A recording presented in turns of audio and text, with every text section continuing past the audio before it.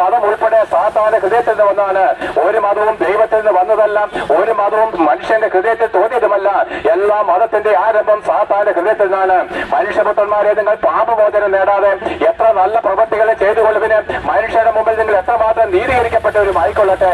എന്നാൽ ദൈവത്തിന്റെ മുമ്പിലുള്ള നീതീകരണം പ്രാപിക്കാതെ തന്റെ പുത്രനായിരിക്കുന്ന യേശു ക്രിസ്തുവിന്റെ രക്തത്തെ അംഗീകരിക്കാതെ എല്ലാവരും പാപികളായിട്ട് മരിച്ച് നരകാട്ടിലേക്ക് ഒടുങ്ങിപ്പോകാനുള്ള കാരണം എന്താണെന്നറിയാമോ?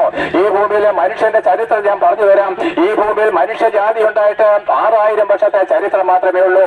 അതേ പ്രിയപ്പെട്ടവരെ, 6000 വർഷം മാത്രമേ ഉള്ളൂ ഭൂമിയിൽ മനുഷ്യന്റെ ആരംഭം കുറിച്ചിട്ട്.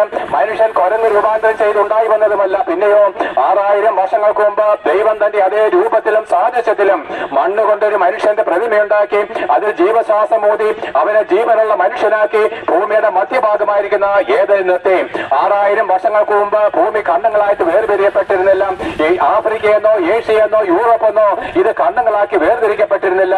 ഈ ഭൂമി ഇങ്ങനെ ഖണ്ഡങ്ങളായിട്ട് വേർതിരിക്കപ്പെട്ടിട്ട് 4000 വർഷത്തെ ചരിത്രം മാത്രമേ ഉള്ളൂ. 6000 വർഷങ്ങൾക്ക് മുമ്പ് ദൈവം തന്റെ രൂപത്തിലും സാദൃശ്യത്തിലും ഓരോ പുരുഷനെ ദൈവരൂപത്തിൽ സൃഷ്ടിച്ചു. അവൻ പാപമില്ലാത്തവനും ദൈവത്തിന്റെ മകനും വിശുദ്ധനുമായിരുന്നു. അവനിൽ നിന്ന് തന്നെ ദൈവം ഭാര്യയെ കൊടുത്ത് സന്താനപുഷ്ടരുള്ളവരായിട്ട് ഭൂമി നിറയണം.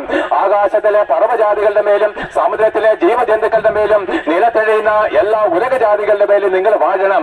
അതേ പ്രിയപ്പെട്ട, ഈ ഭൂമിയും ഈ പ്രപഞ്ചവും സകലവും മനുഷ്യന്റെ കാൽ കീഴിലാണ് ആക്കി തന്നത്. അതേ പലർ സൂര്യനെ നമസ്കരിക്കുന്നു. സൂര്യൻ നമുക്ക് വെളിച്ചത്തിനായിട്ട് തന്നതാണ്. എന്നാൽ പ്രിയപ്പെട്ട, എന്താണ് നമ്മുടെ തല തിരിഞ്ഞു പോയതിന്റെ കാര്യം എന്താണെന്നറിയാമോ? ആ മനുഷ്യൻ വിശുദ്ധനും ദൈവത്തിന്റെ മകനുമായിരുന്നെങ്കിലും ആ മനുഷ്യൻ ദൈവത്തോടെ പാപം ചെയ്ത് ദൈവത്തിന്റെ കൽപ്പനയെ നിഷേധിച്ച് അവൻ സാത്താന്റെ ഇഷ്ടം ചെയ്ത വഴി ദൈവത്തിന്റെ വിശുദ്ധിയിൽ മരിച്ച് അവൻ സാത്താന്റെ സന്തതിയും പാപിയുമായിട്ട് ദൈവത്തിന്റെ ശത്രുവായിട്ട് രൂപാന്തരം ചെയ്യപ്പെട്ടു.